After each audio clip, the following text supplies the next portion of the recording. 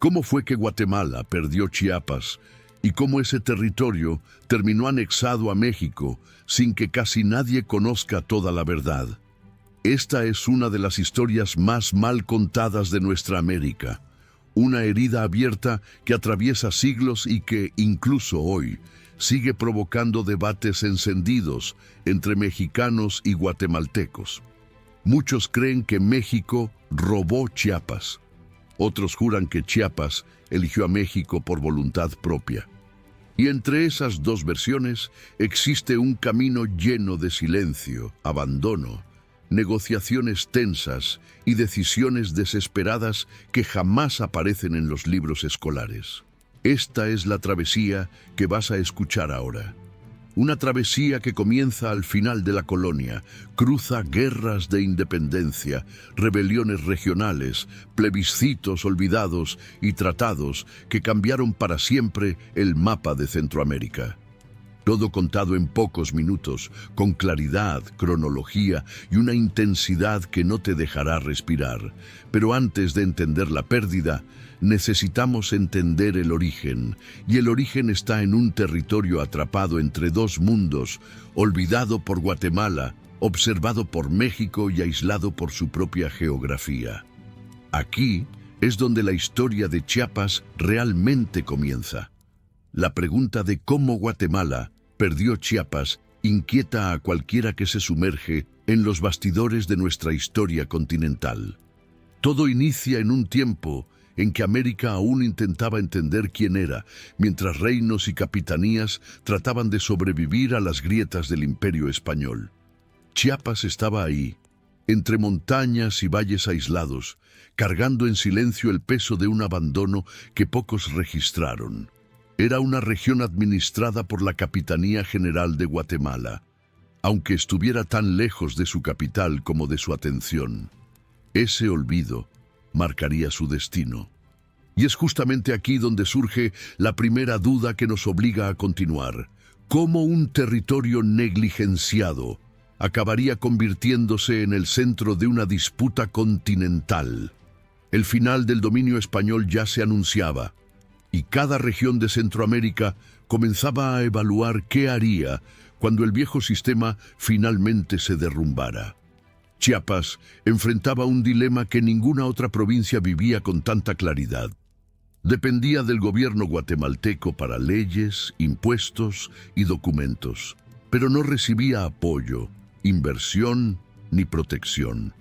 Su geografía dificultaba cualquier conexión sólida con un centro de poder. Entre montañas, selvas y fronteras irregulares, Chiapas crecía al margen de las decisiones importantes. Ese aislamiento acumulado por siglos llevó a muchos habitantes a cuestionarse si valía la pena seguir bajo la administración de Guatemala. Y esa sensación de abandono sería decisiva. Mientras tanto, del otro lado, México avanzaba hacia su propia independencia.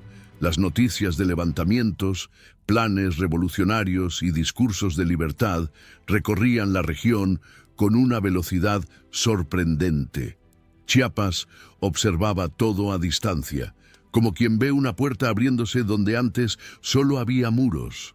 No era solo curiosidad política.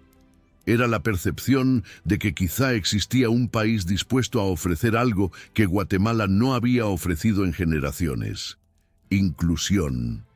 Pero desear algo nuevo no es lo mismo que saber hacia dónde ir. Chiapas estaba atrapada entre un pasado colonial y un futuro incierto, sin saber qué camino la convertiría, por fin, en protagonista. En los pasillos políticos de Guatemala, Chiapas no era vista como una prioridad. Para muchos administradores, era una región distante, difícil, costosa y poco lucrativa. Por eso, cuando el imperio comenzó a tambalear, casi nadie se preocupó por fortalecer los lazos con el territorio. La desatención se transformó en resentimiento, el desprecio en deseo de ruptura y la ausencia de ayuda en anhelo de autonomía. Este detalle es crucial para entender lo que vendría después. Chiapas no rompió solo por influencia de México. Rompió porque la dejaron sola en un momento en que necesitaba dirección. Y la soledad siempre empuja hacia algún lado. La distancia física era tan grande como la distancia política. Ciudades como Comitán y San Cristóbal vivían más conectadas con el comercio mexicano que con el centro gubernamental guatemalteco. Los caminantes, comerciantes y mensajeros que cruzaban la región llevaban historias de un México en transformación. El intercambio constante de productos, ideas y esperanzas empezó a crear un hilo invisible que acercaba la región al norte. Chiapas comenzaba a sospechar que quizá su destino estuviera más alineado con México que con su administración formal. Pero asumirlo aún era demasiado arriesgado. Faltaban garantía, faltaba claridad, faltaba coraje. Cuando los movimientos de independencia se intensificaron, la tensión explotó. Guatemala buscaba mantener su integridad territorial, mientras Chiapas despertaba a la posibilidad de elegir, una posibilidad que nunca había existido en siglos anteriores. Ese momento es fundamental. Por primera vez, la región entendió que podía decidir su futuro, no como súbdita, sino como protagonista. Y esa percepción mezclaba esperanza con miedo. Cualquier decisión podía salvar a Chiapas o condenarla. Todo dependía de quién se moviera primero. Fue justamente en ese clima de incertidumbre cuando surgieron voces dentro de Chiapas que pedían cambio. Frailes, líderes locales, comerciantes y familias enteras comenzaron a debatir la idea de ruptura. El sentimiento de abandono ya no era un murmullo, era discurso público. Chiapas quería ser escuchada, quería ser cuidada. Quería ser parte de algo más grande que la negligencia acumulada. Y cuando un territorio comienza a desear un nuevo destino, nadie logra detenerlo, ni Guatemala, ni México, ni el propio miedo. Así, antes de cualquier plebiscito, voto o decreto, Chiapas ya caminaba en una dirección inevitable: liberarse de España, para después descubrir a quién pertenecería realmente. Pero la independencia no trae solo libertad, trae decisiones difíciles. Y en el siguiente momento de nuestra historia, Chiapas tendría que tomar su primera gran decisión, una decisión que cambiaría para siempre las fronteras de Centroamérica y que incluso hoy sigue generando debate. Ahora veremos finalmente cómo Chiapas rompió con el Imperio Español y trató de definir su propio destino. Cuando el Imperio Español empezó a desmoronarse, Chiapas entendió que la antigua estructura ya no sostenía ninguna esperanza. La noticia de las independencias se extendía por los caminos polvorientos de Centroamérica y cada ciudad intentaba decidir cómo sobrevivir al colapso. En Comitán, aquello se volvió conversación diaria. La gente se preguntaba si valía la pena seguir vinculados a la Capitanía General de Guatemala, que durante décadas había ofrecido poco más que órdenes lejanas. La idea de romper con España ganó fuerza rápidamente, pero la pregunta más urgente no era a quién dejarían atrás, era quién podrían llegar a ser. Fue en ese ambiente inquieto que surgieron figuras decisivas como los frailes Ignacio Barnoya y Matías de Córdoba. Ellos no hablaban de aventura política, hablaban de necesidad, hablaban de dignidad, hablaban de liberar a Chiapas de una doble dependencia que no ofrecía futuro: España, que ya no gobernaba con firmeza, y Guatemala, que gobernaba demasiado poco. Aquellos frailes impulsaron reflexiones que sacudieron a toda la región.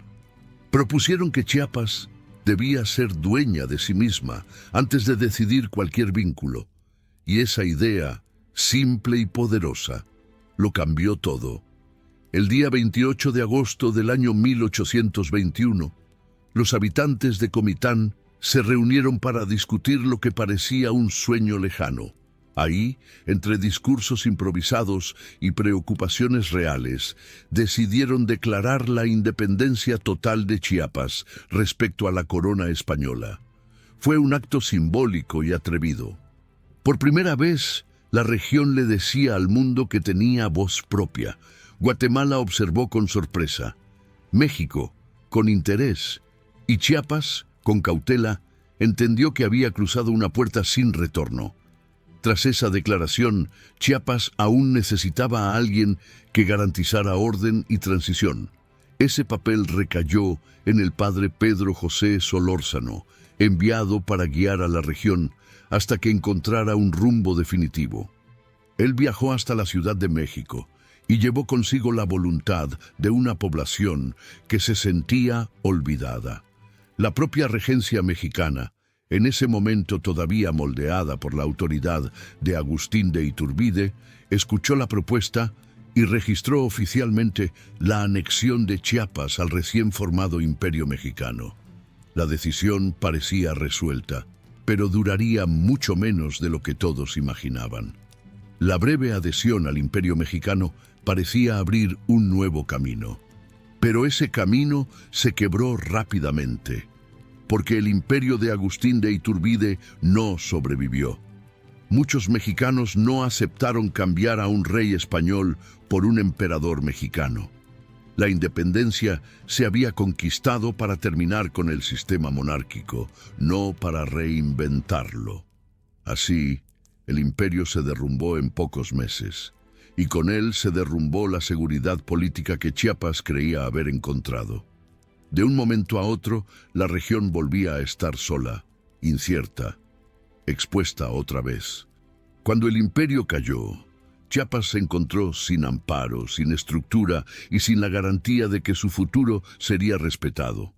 La región decidió entonces separarse de México y formar la llamada Junta Suprema Provisional, una especie de gobierno propio con libertad para consultar a su población y elegir el mejor camino. El objetivo no era desafiar a nadie, era sobrevivir. Pero al asumir ese gesto de autonomía, Chiapas puso en alerta tanto a México como a Guatemala. Ambos sabían que la región tenía valor estratégico y que la situación no podría quedar neutral por mucho tiempo. Guatemala observaba el movimiento con inquietud. Para sus gobernantes, Chiapas seguía siendo parte de su territorio histórico, administrado durante siglos bajo la Capitanía General. La independencia declarada en Comitán parecía un desafío a la antigua autoridad guatemalteca. Pero Guatemala también enfrentaba sus propios conflictos internos, sus propios temores y disputas. No tenía fuerza para reaccionar de inmediato. Chiapas lo notaba, y mientras más lo notaba, más consideraba que quizá podía elegir un destino que respondiera a sus necesidades y no a las conveniencias de otros. Así, incluso antes de que México reorganizara su nueva república, Chiapas ya vivía en una encrucijada que ningún otro territorio enfrentaba con tanta nitidez. Independiente de España, desconfiada de Guatemala y escéptica ante México después de la caída del imperio, la región necesitaba decidir con quién caminar. Pero esa elección se volvería aún más complicada cuando México, renaciendo como república, volviera sus ojos hacia Chiapas y presentara una propuesta política que cambiaría todo. Aquí comienza la primera disputa directa por el territorio. Cuando el imperio mexicano de Agustín de Iturbide surgió tras la independencia, el nuevo gobierno buscaba consolidar territorio y prestigio.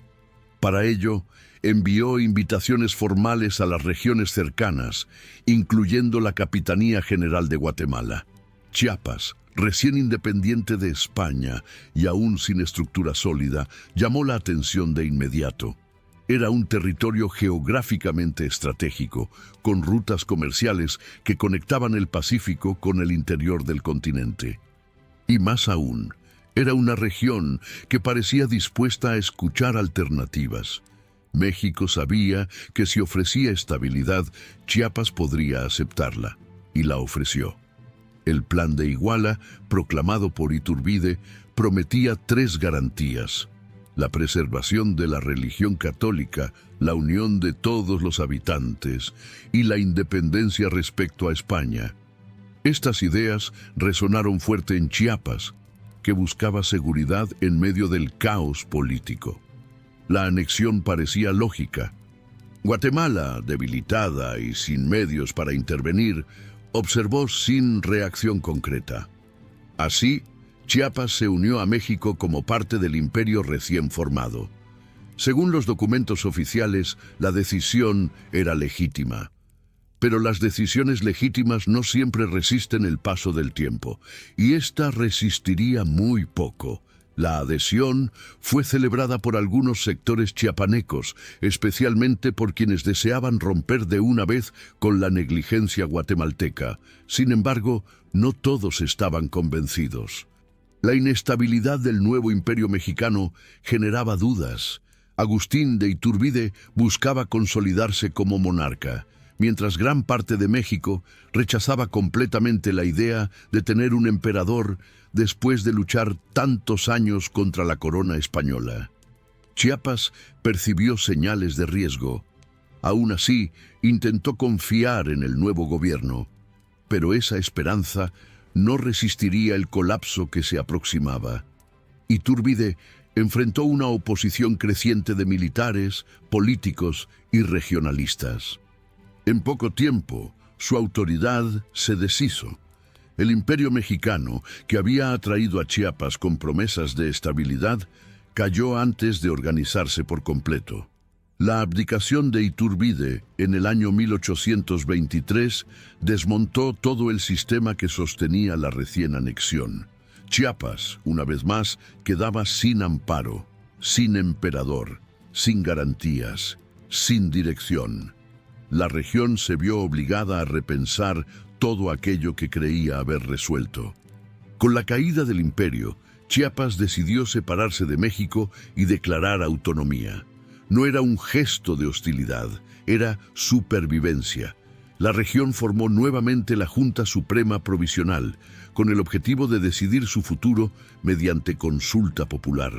Esa actitud, aunque legítima, irritó profundamente a México, que reorganizaba su república y no permitiría perder un territorio que consideraba ya integrado. La tensión aumentaba, y Guatemala vio allí una oportunidad para recuperar influencia. Chiapas se convirtió así en el centro de un triángulo político incómodo. En México, las autoridades recién instaladas creían que la separación de Chiapas representaba un riesgo geopolítico. Un territorio que ya había adherido al país no podía simplemente marcharse sin debilitar la joven república. Había que actuar, y actuaron. El gobierno mexicano envió una división expedicionaria bajo el mando del general Vicente Filísola, quien había tenido vínculos con Iturbide, pero aún conservaba prestigio militar. La misión era clara: disolver la Junta Suprema y restaurar la autoridad mexicana. Filísola entró en San Cristóbal, entonces llamada Ciudad Real, con postura firme. Pero al intentar imponer control político, encontró resistencia inmediata. Los habitantes de Comitán fueron los primeros en rechazar la intervención mexicana. Después de siglos de negligencia y meses de incertidumbre, Chiapas no tenía intención de ser tratada como un territorio sumiso. La región se levantó nuevamente, ahora no contra España, ni contra Guatemala, sino contra México. La historia mostraba que Chiapas no aceptaba imposiciones de nadie. La resistencia chiapaneca crecía demasiado rápido para que México la ignorara. Y el conflicto, que había iniciado como una intervención administrativa, se transformaría en un levantamiento armado que cambiaría por completo la relación entre Chiapas y la República Mexicana. Ahora veremos cómo un pueblo aislado, olvidado y disputado logró expulsar tropas militares e imponer su propia voz en una de las decisiones más audaces de la historia centroamericana. La llegada del general Vicente Filísola a Chiapas no trajo la estabilidad que México esperaba. Al contrario, encendió un estopín que llevaba décadas seco. Apenas Filísola intentó asumir el mando político de la región, Chiapas reaccionó con la firmeza de quien ya había soportado demasiado abandono. La Junta Suprema Provisional, que representaba el deseo de autonomía, fue desmantelada por la fuerza, y eso provocó una indignación que se extendió rápidamente por ciudades y pueblos. México pensaba que sería una intervención sencilla, no lo sería. Comitán fue la primera en levantarse de forma abierta. El día 26 de agosto del año 1823, sus habitantes proclamaron el Plan de Chiapas Libre, exigiendo que la región decidiera su futuro sin imposiciones externas. Ese gesto no fue aislado. 2 días después, otras comunidades se unieron al movimiento, transformando la inconformidad local en una rebelión organizada. México, que esperaba resolver todo con autoridad militar, se encontró frente a un pueblo dispuesto a defender su autonomía hasta las últimas consecuencias. Filísola esperaba una resistencia fragmentada. En cambio, encontró una población unida por la indignación. Agricultores, comerciantes, líderes religiosos y familias enteras se movilizaron. No se trataba en ese momento de escoger entre México o Guatemala. Se trataba de rechazar cualquier intento de dominación que no respetara la voz del pueblo local. Chiapas quería ser escuchada y estaba dispuesta a luchar por ello. Aún sin grandes recursos militares, la fuerza colectiva sorprendió al ejército mexicano. En poco tiempo, Filísola entendió que mantener el control costaría más de lo que México estaría dispuesto a pagar. Los enfrentamientos crecieron, las rutas se volvieron inseguras y la autoridad mexicana se debilitó. La región, que para muchos gobernantes parecía periférica, mostraba ahora que tenía identidad, voluntad y carácter. El ejército mexicano perdía terreno, mientras la población local ganaba confianza. La rebelión dejaba claro que Chiapas no era un premio fácil en la disputa territorial. Finalmente, ante la presión creciente y la inestabilidad interna del propio México, las tropas comandadas por Filísola fueron expulsadas de Chiapas. Fue un movimiento histórico. Un pueblo aislado, sin apoyo de potencias, sin equipo avanzado y sin alianzas militares, logró desalojar a una fuerza oficial enviada por la República Mexicana. La expulsión de las tropas devolvió la autoridad a la Junta Suprema. Por un breve instante, Chiapas parecía verdaderamente independiente. Pero aquella independencia, aunque simbólica y poderosa, no eliminaba el problema mayor. El territorio seguía sin un destino definitivo. Guatemala aún lo consideraba parte de su jurisdicción histórica. México veía la derrota militar como algo temporal y no renunciaba a integrar la región a su nueva república. Y Chiapas, atrapada en medio de ese impasse, entendía que cualquier decisión precipitada podía poner su futuro en riesgo otra vez. Había que actuar con cuidado, pero también con rapidez. La Junta Suprema decidió entonces convocar una consulta amplia, involucrando ciudades, pueblos y comunidades rurales. La idea era simple: preguntarle al pueblo qué deseaba: permanecer independiente, unirse a México o reincorporarse a Guatemala. La respuesta a esas preguntas definiría fronteras que aún hoy existen. Chiapas, por primera vez en siglos, pondría su destino en manos de su propia población. Era un momento inédito en la historia latinoamericana, algo rarísimo para la época y cargado de tensión. El plebiscito sería el primer evento realmente decisivo para el futuro de Chiapas. Y sus resultados, lejos de ser simples, revelarían mucho más que una elección política.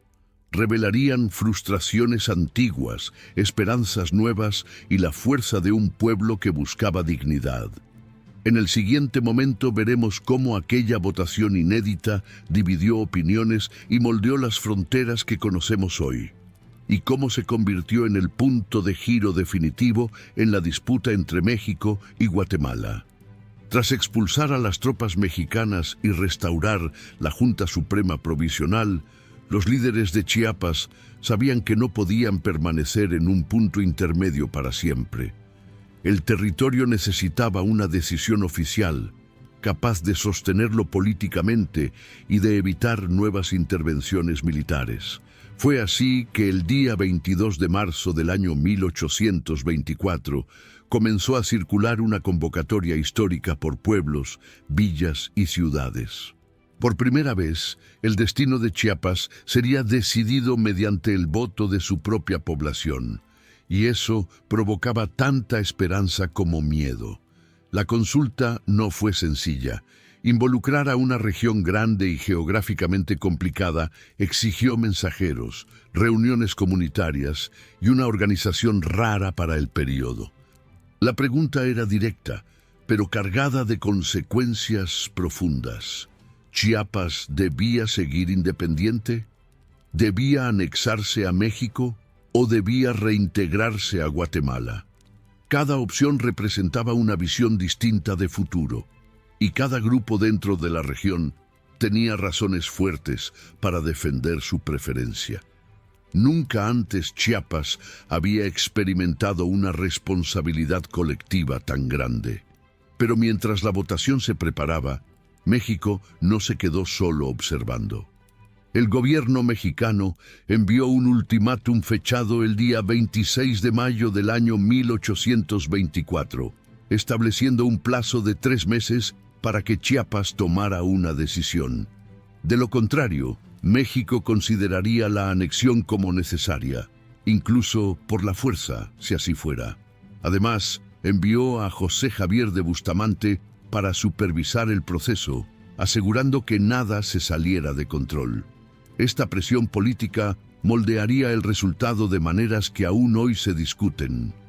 Cuando el plebiscito finalmente ocurrió, la participación fue impresionante para la época.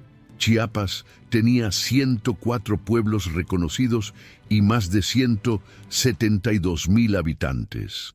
Aproximadamente la mitad de la población pudo votar, un número muy superior al promedio mundial del período. La votación movilizó a familias enteras que salían de sus casas para expresar su voluntad en un momento que parecía, por fin, romper el ciclo de abandono. Nunca antes la región había tenido la posibilidad de manifestarse con tanta claridad. El resultado dividió a Chiapas, pero también dio una respuesta concreta al impasse. Cerca de 56% de los votantes eligieron unirse a México. Aproximadamente 35% prefirieron reincorporarse a Guatemala, y poco más de 9% deseaban permanecer independientes. Cada número representaba historias, expectativas y miedos. Pero, juntos, definieron el rumbo de la región. Era una decisión transparente para los estándares de la época, aunque bajo la mirada atenta del gobierno mexicano. El día 14 de septiembre del año 1824, la Junta Provisional declaró oficialmente la anexión de Chiapas a México. La decisión fue enviada al Congreso mexicano, que la ratificó como un nuevo estado dentro de la Federación. Para muchos chiapanecos, ese momento representaba la esperanza de integración y desarrollo, algo que buscaban desde los tiempos coloniales. Para otros, era apenas el inicio de una nueva relación complicada, y para Guatemala significaba una pérdida territorial profunda, todavía difícil de aceptar. Documentos posteriores reconocen que el proceso tuvo interferencia.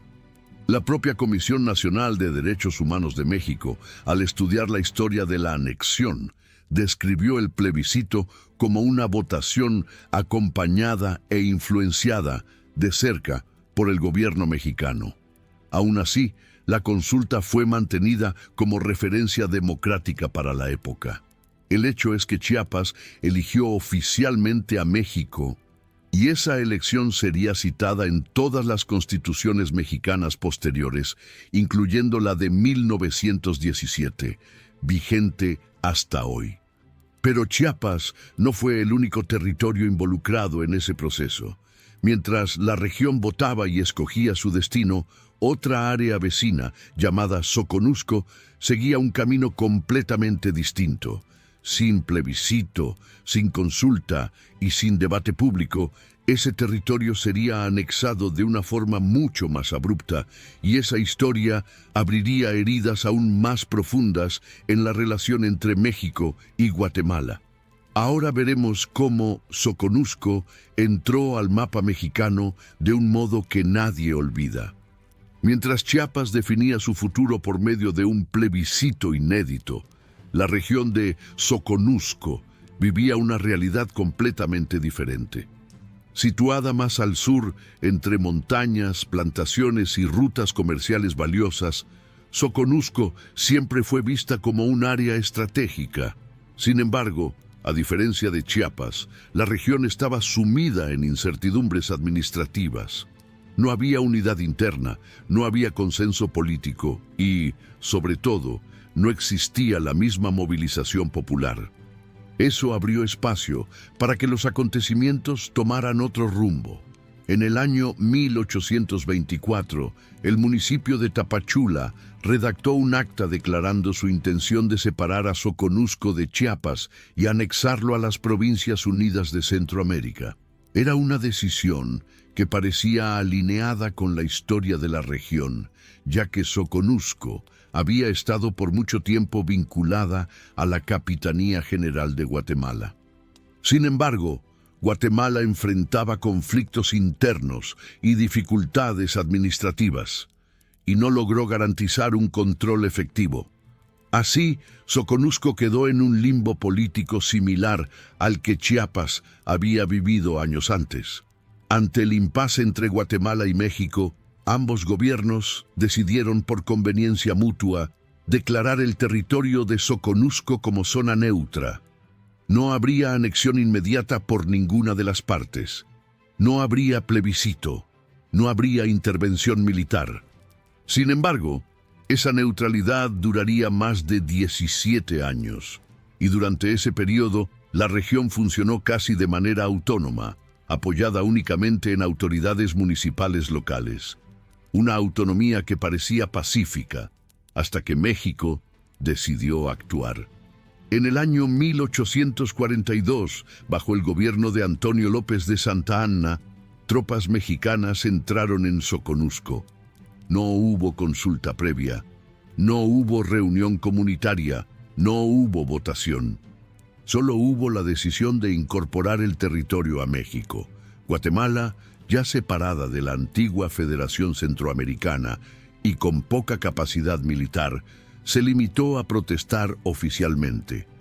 Sus reclamos quedaron registrados, pero no generaron reacción práctica. La asimetría de poder entre los dos países era evidente. La presencia militar mexicana consolidó rápidamente la anexión. Municipios como Escuintla, Tapachula y Tuxtla Chico enviaron documentos declarando su intención de integrarse a la República Mexicana. Guatemala interpretó esos documentos como resultado de la presión militar.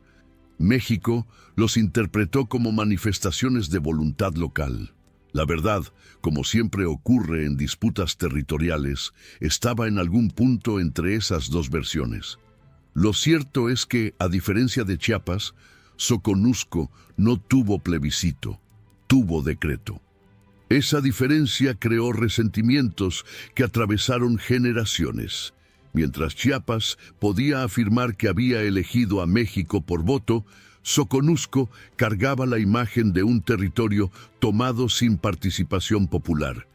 Ese contraste aparece incluso en la documentación oficial mexicana. Según la Comisión Nacional de Derechos Humanos, el caso de Soconusco revela un carácter intervencionista y fiscalizador del gobierno mexicano sobre la región. Son palabras fuertes y casi nunca discutidas, pero son indispensables para comprender la profundidad de este episodio histórico. Para Guatemala, la pérdida de Soconusco, sumada a la pérdida de Chiapas, representó una reducción territorial de más de 50.000 kilómetros cuadrados. Una herida que aún hoy aparece en debates culturales, identitarios e históricos. Para México, fue la consolidación de su frontera sur. Para Soconusco, fue el final de una larga fase de indefinición. Y para Chiapas, representó un espejo de todo lo que podría haber ocurrido si su plebiscito no se hubiese realizado. Pero incluso después de esas dos anexiones, nada estaba completamente resuelto. Guatemala no aceptó de inmediato la pérdida de los territorios. Y México, decidido a mantener las regiones que había incorporado, entraría en una negociación tensa que redefiniría para siempre los límites entre ambos países. En el siguiente momento, veremos cómo un tratado decisivo transformó aquella disputa en frontera oficial y cómo eso tuvo un costo altísimo para Guatemala. Incluso después del plebiscito del año 1824 y de la anexión de Soconusco en el año 1842, la disputa territorial no había terminado. Guatemala seguía reivindicando Chiapas y Soconusco como parte de su territorio histórico, alegando que habían sido administrados durante siglos por la Capitanía General de Guatemala.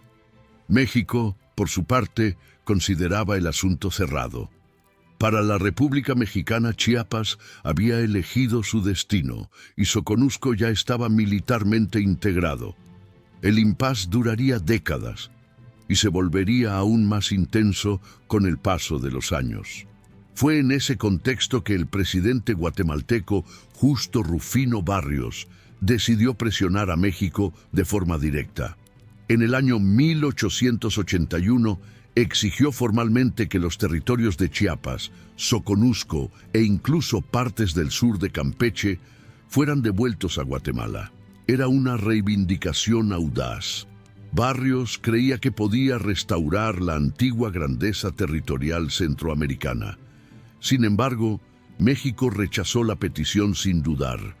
Para los mexicanos, el asunto estaba cerrado desde el plebiscito, y para Barrios, aquello se convertiría en una derrota diplomática que el país no olvidaría. La tensión entre los dos países aumentó. Hubo discursos inflamados, memorandos duros y maniobras diplomáticas que casi transformaron el conflicto en un enfrentamiento armado. Guatemala buscaba apoyo internacional. México buscaba consolidar su soberanía. En medio de esa disputa estaba la población indígena de Chiapas, que seguía marginada sin importar quién gobernara.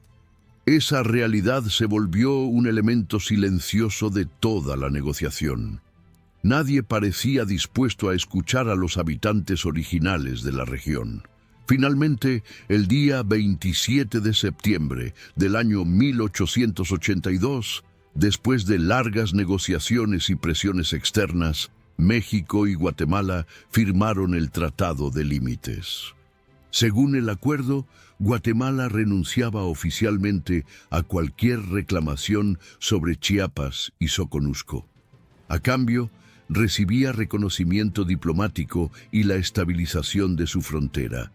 Fue un momento doloroso para muchos guatemaltecos que perdieron, en un solo gesto, más de 50.000 kilómetros cuadrados de territorio, un área comparable a un pequeño país europeo. Ese tratado tuvo protagonistas importantes.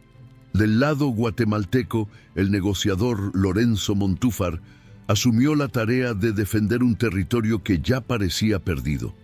Su posición era tan complicada que, después del acuerdo, acabó renunciando debido a la presión política interna. Del lado mexicano, Matías Romero, diplomático influyente y cercano a las élites, actuó de manera decisiva. Romero, además de representar los intereses de México, tenía negocios en la región, plantaciones de café y proyectos ferroviarios, que serían beneficiados con la definición de la frontera. La firma del tratado consolidó jurídicamente lo que ya ocurría en la práctica. Chiapas y Soconusco eran oficialmente mexicanos. Sin embargo, la forma en que eso sucedió dejó cicatrices profundas en Guatemala, alimentando un resentimiento cultural que atravesó generaciones. Para muchos guatemaltecos, México se había aprovechado de un momento de fragilidad. Para muchos mexicanos, el país simplemente había garantizado su integridad. La verdad histórica es más compleja. Hubo elecciones, hubo presiones, hubo intereses y hubo silencio sobre los derechos de las comunidades indígenas afectadas. A partir de ese momento, las fronteras que conocemos hoy comenzaron a tomar su forma definitiva. México consolidó su territorio al sur. Guatemala perdió una parte significativa de su historia geográfica. Y Chiapas, aún oficialmente mexicano, siguió enfrentando marginalización, pobreza y olvido. La esperanza de que la anexión trajera desarrollo no se cumplió por completo.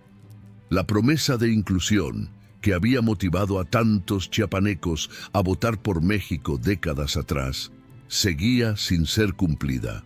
Y esa frustración no desapareció con el tiempo. Al contrario, acompañó a Chiapas durante más de un siglo, hasta explotar en uno de los movimientos más marcantes de la historia contemporánea de México. En el siguiente momento veremos cómo la herida abierta en el período colonial y profundizada por las disputas territoriales resurgió a finales del siglo XX, cuando Chiapas mostró una vez más que no acepta ser ignorado y cambió para siempre la política mexicana. Con el Tratado de Límites del año 1882, México consolidó jurídicamente su frontera sur y Guatemala reconoció oficialmente la pérdida de Chiapas y Soconusco. Pero los tratados no borran sentimientos ni resuelven deudas históricas. Chiapas, incluso integrada a México, siguió experimentando una combinación de abandono, marginación y promesas incumplidas. La región, que en algún momento eligió a México esperando inclusión, pasó décadas esperando que esa inclusión por fin llegara. Y el contraste entre expectativa y realidad se convirtió en parte de la identidad chiapaneca. Al visitar Chiapas y Guatemala hoy, se percibe algo que la frontera política jamás logró separar: la identidad cultural compartida.